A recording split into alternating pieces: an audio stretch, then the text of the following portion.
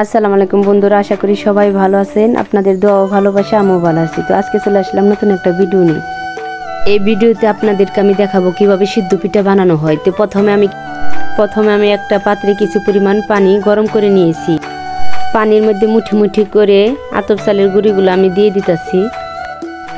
দেখেন চালের গুঁড়োটা বন্ধুরা অনেক ভালো করে সিদ্ধ হয়ে গেছে। তো এই ফাঁকে আমি কিছু পরিমাণ খিরসা বানানোর জন্য পাটা গুঁড়ো নিয়েছি, সাথে নিয়েছি আরও নারিকেল, দুধ, স্বাদ মতো লবণ। বন্ধুরা এই শীতের মধ্যে কনকনা শীতের মধ্যে রাত্রে যদি এমন পিঠা খাওয়া হয় তাহলে কেমন হয় বলুন তো। তো গ্রাম মানে রাত দিন নাই, যে কোনো টাইমে গ্রামের মানুষ পিঠা তৈরি করতে পারে। বন্ধুরা এই জায়গায় আমি কিছু পরিমাণ চালের গুঁড়ো দিয়ে দিয়েছিলাম। তো ভালো করে নাড়াচাড়া করে দিব এবার। আর এই জায়গায় আমি পানি দিইনি, শুধু দুধই দিয়েছিলাম। বন্ধুরা পিঠার পুরোটা কিন্তু ভালোভাবে বানাতে হবে। পুর ভালো যদি না হয় তাহলে কিন্তু পিঠা সুন্দর হবে না, পিঠার ভিতরেও ভালো করে ভরতে পারবেন না। কিছুক্ষণ জাল পাড়ার পরে দেখুন আমার পুরোটা কিন্তু অনেক সুন্দর হয়েছে। আর এই পিঠাটা কিন্তু আজকে আমি বানাই নাই, পুরো পিঠাটাই রেসিপিটার সাথেই ছিল আমার নানি। তো সব কিছু আজকে আমার নানি করেছে।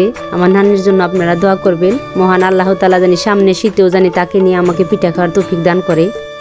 বন্ধুরা খিরসা বানানো শেষ। তো এই ফাঁকে আমি চালের ডোটাকে ভালো করে মাখিয়ে নিব। বন্ধুরা এই জায়গায় জানি কোনো দানাদার না থাকে।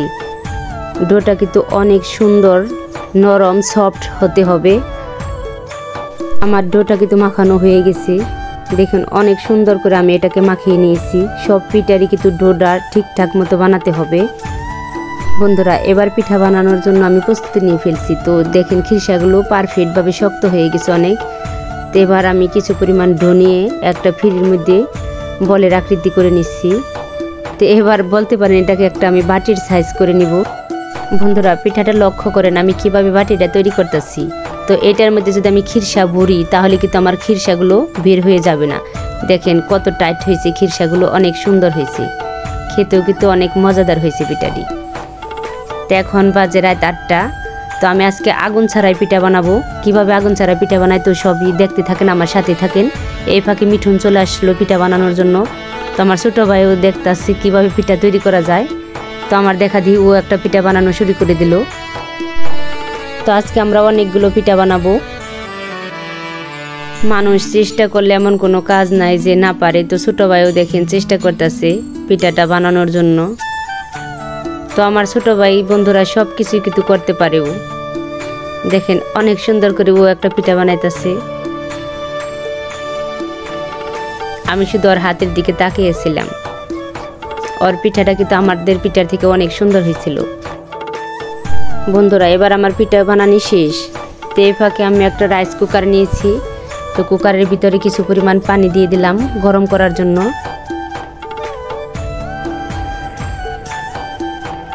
তো এবার ঢাকনা দিয়ে ভালো করে ঢেকে দিব। 5 মিনিটের মতো ঢেকে রাখবো যাতে পানিটা ভাপ চলে আসে তাড়াতাড়ি। আলহামদুলিল্লাহ আমাদের পিঠা বানানো প্রায় শেষ। তারপরও দেখেন অনেক ডো আছে ও জায়গায়। আগেই বলেছি আপনাদের অনেক পিঠা বানাবো আজকে শুধু সিদ্ধ পিঠাই বানাবো। তো বন্ধুরা আমার পিঠাগুলো কেমন হলো আশা করি কমেন্টে জানাবেন। আমি যদি কোনো ভুল করেও থাকি তাহলেও কমেন্টে জানাবেন। তো কুকারের পানিগুলো কিন্তু গরম হয়ে গেছে।